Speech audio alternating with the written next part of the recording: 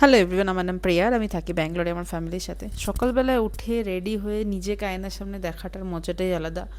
বেশিরভাগ দিনই আমি এই সময়টুকু পাই না, তো আজকে না এমন একটু সময় ছিল যখন আমি নিজের জন্য একটু টাইম বার করে একটু নিজের জন্য টেক কেয়ার করছিলাম। তো সকালে উঠে খেয়ে নিলাম একটা বেদানা আর বিটরুট দিয়ে একটা জুস বানিয়েছিলাম। তারপর লেগে গেলাম ব্রেকফাস্ট বানাতে। সকালবেলা একটা হেভি প্রেশার থাকে আমার উপরে, লাঞ্চ বক্স রেডি করা, বিহুর ব্রেকফাস্ট আর আমাদের ব্রেকফাস্ট।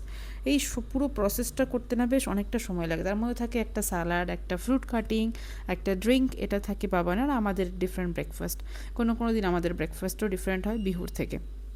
তো আজকে আমার একটা ব্রেকফাস্ট ছিল যেটা আমরা তিনজনেই খাবো, কিন্তু বাবানের জন্য ডিফারেন্ট। তো আমি কর্ন ছাড়িয়ে তাকে একটু হালকা সিদ্ধ করে নিয়েছি, তার মধ্যে শসা, পেঁয়াজ, টমেটো, লেবুর রস আর গোলমরিচ গুঁড়ো, একটু ধনেপাতা, এগুলো দিয়ে একটা স্যালাড বানিয়ে দিয়েছি।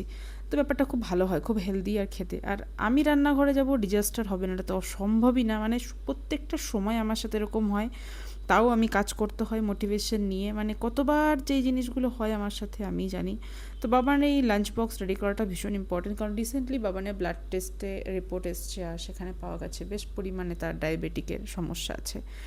আর এই তরমুজটা না বিহু নিয়ে এসেছিলো, নিজে পছন্দ করে কিনে। প্রথমে ভেবেছিলাম একটু ভালো হবে না, আমি পুরো কনফিডেন্ট ছিলাম, কিন্তু কাটার পরে দেখলাম অনেক বেশি লাল আর অনেক বেশি মজা ছিল। ব্যাঙ্গালোরে সারা বছর মোটামুটি সব ফল পাওয়া যায়, তো বিহু এখন বাজারে গেলে নিজের ইচ্ছা মতন সবজি কেনে। আর তরমুজ কাটবো, বিহু খাবে না, এটা তো পসিবলই হয় না। বিহুকে দিয়ে বাবানের জন্য আবার লাঞ্চ প্যাক করতে রেডি চলে গেলাম। এখন দিচ্ছি ফল।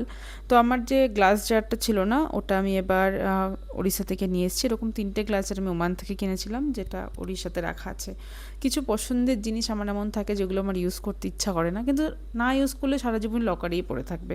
তো এবার গিয়ে আমি একটা নিয়ে এসেছি। এখন বানাচ্ছি একটা ড্রিঙ্ক যেটার মধ্যে থাকে বেজিল সিড। বেজিল সিডটা না মানে জলে ভিজিয়ে দিলে অল্প একটু সময়ের মধ্যেই এটা রেডি হয়ে যায়।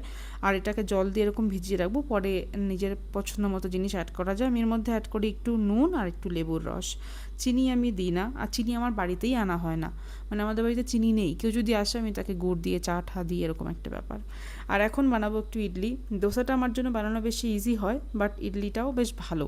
তো ইডলি ব্যাটারটা একদম রেডি হয়ে গেছে। আর ইডলি ছাঁচটা আমার ননদের। আমাদের বাড়ির প্রত্যেকটা যে বাসন দেখছো, প্রত্যেকটা জিনিস যেগুলোই আমরা ইউজ করি, সম্পূর্ণ জিনিস আমার ননদের বাড়ি থেকে এসছে।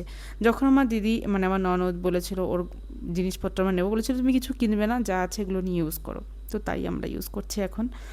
আর এখন আমি ওদিকে হচ্ছে সাম্বারটা খুব সিম্পলভাবে রান্না করি। সমস্ত সবজি ডালটা সিদ্ধ করে নিই, আর তারপরে একটু তেলে ফোড়ন দিই পেঁয়াজ, একটু সাম্বার পাউডার। আর এটা আমার গার্ডেনে ফ্রেশ অর্গ্যানিক, এটা হচ্ছে সর্ষের মাইক্রোগ্রিনস, এটা দিয়ে আমি স্যালাড বানিয়ে খাওয়ার জন্য নিয়ে এসেছিলাম। বেশ ভালো ছিল খেতে ব্যাপারটা। Thank you for watching.